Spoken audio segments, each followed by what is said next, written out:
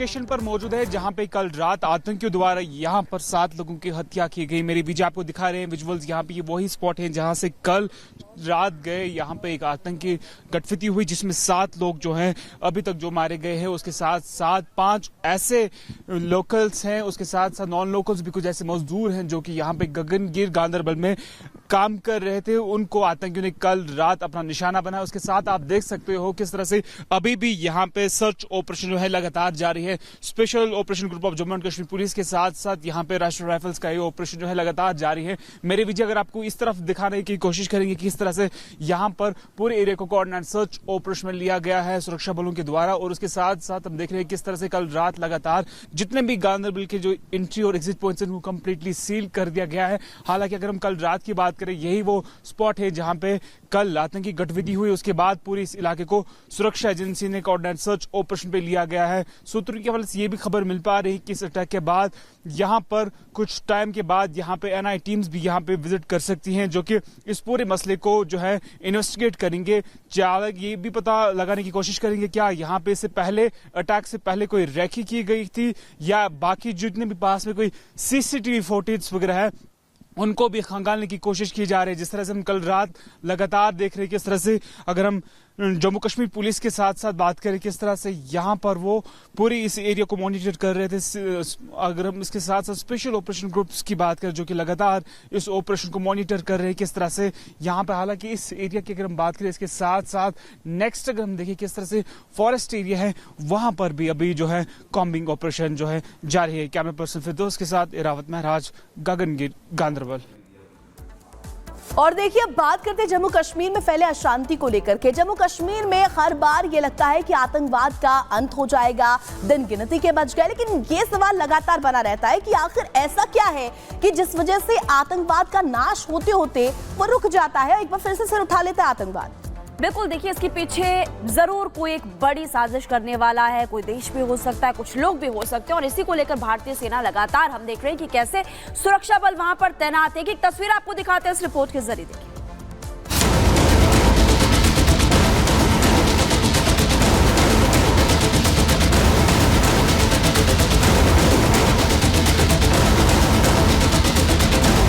जम्मू कश्मीर में गैर कश्मीरियों को निशाना बनाने वाले आतंकियों का अब खात्मा तय है। एनआईए जांच कर रही है और सेना आतंकियों की तलाश कर रही है ताकि उन पीड़ित परिवारों को इंसाफ मिल सके जिन्होंने अपनों को इस कायराना हमले में खो दिया है।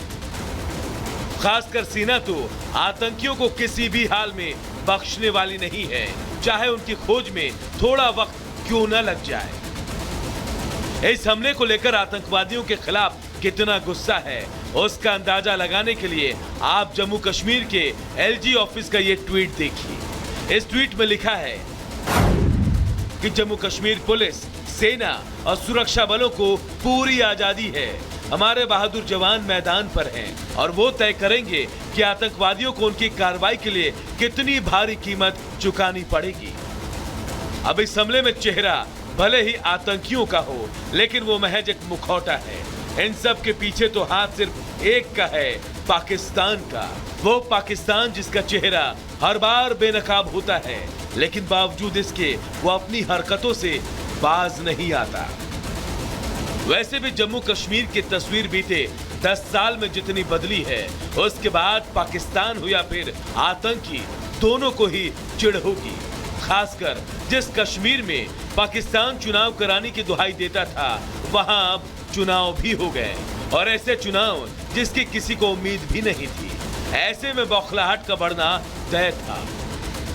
अब कारण जो भी हो, पाकिस्तान और आतंकी खुद समझ ले कि जम्मू कश्मीर अब अपना नसीब खुद लिख रहा है और बेहतर कल की ओर बढ़ रहा है।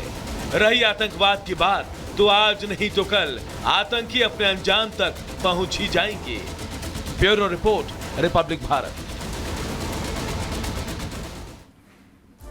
तो देखिए गैर कश्मीरियों पर फिर से हमला हुआ है। जो मंसूबे हैं वो लगातार जो आतंकी है उनके सामने आ रहे हैं। उन्हें हजम नहीं हो रहा कि किस तरीके से कश्मीर घाटी में, कश्मीर में जो विकास का जो पथ है वो अग्रसर हो रहा है, वो बढ़ रहा है। बदलते कश्मीर से जो आतंकी है वो बौखला गए हैं। आतंकियों के निशाने पर कौन कौन है ये भी हम आपको दिखा रहे हैं। गैर मुस्लिम सबसे पहले टारगेट पर है। वहीं अगर बात करें तो यहाँ पर देखिए तमाम उन लोगों के नाम भी हमने आपको दिखाए थे। टेरर किलिंग किस तरीके से 2 साल के भीतर की गई, कौन कौन से वो मामले थे जो गैर कश्मीरी थे उन पर हमला किया गया, दूसरे राज्यों से आए लोगों पर हमला किया जाता है। देखिए लगातार आपको बता रहे आतंकियों के निशाने पर कौन कौन। और अभी कुछ देर पहले इरावत आपकी रिपोर्ट हम दिखा भी रहे थे। और अभी आप ये बताइए कि सुरक्षा एजेंसियां कैसे अलर्ट है और कैसे अभियान चलाया जा रहा है। जी हाँ, बिल्कुल इस वक्त हम मौजूद हैं वहीं पे जहां कल आतंकी गतिविधि हुई। और मेरे विजय अगर आपको यहां से विजुअल्स दिखा सकते हैं किस तरह से यहां पे अभी भी सुरक्षा बलों की डिप्लॉयमेंट जो है यहां पे और कर दी गई है। और लगातार अगर मेरे विजय आपको मेरे लेफ्ट साइड से दिखाना चाहेंगे, यही वो एक्चुअल स्पॉट है जहां पे कल आतंकी गतिविधि हुई जिसमें 7 लोग जो है उनकी हत्या की गई आतंकियों द्वारा और 5 ऐसे लोग हैं जो अभी भी घायल हुए हैं।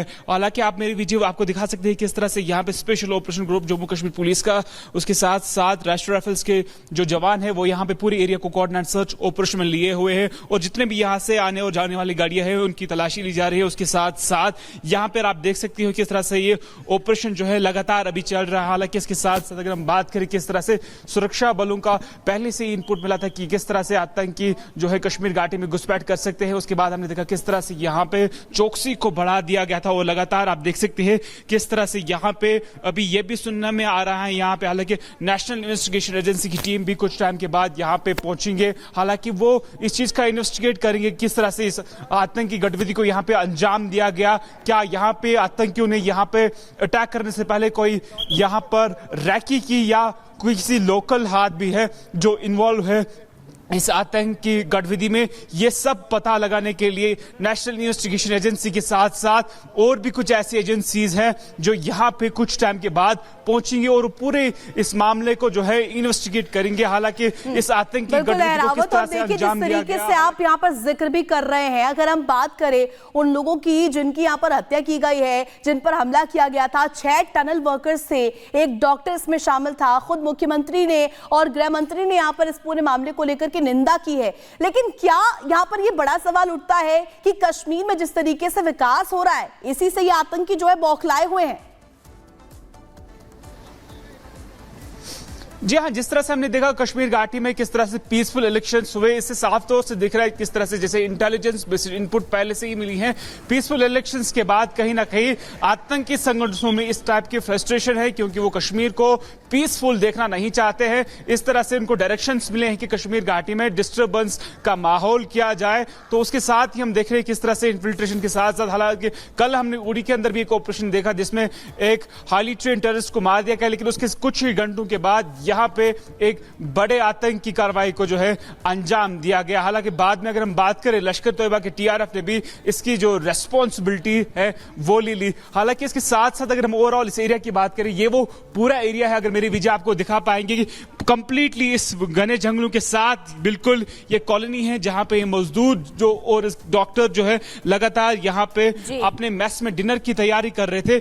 उसी समय यहां पे कुछ आतंकी आए और उन पर अंधाधुंध गोलियां जो है चलाए। जी ठीक है, रावत आप ग्राउंड पर मौजूद है और घने जंगल वहां पर, इसी वजह से सुरक्षा बलों को भी थोड़ी बहुत परेशानी आती ही है। किस तरह से वहां पर आप देख रहे हैं कि ये अभियान लगातार चलाया जा रहा है। देश और दुनिया की तमाम बड़ी खबरें अब आपको बताएंगे 2 मिनट में दुनिया के जरिए।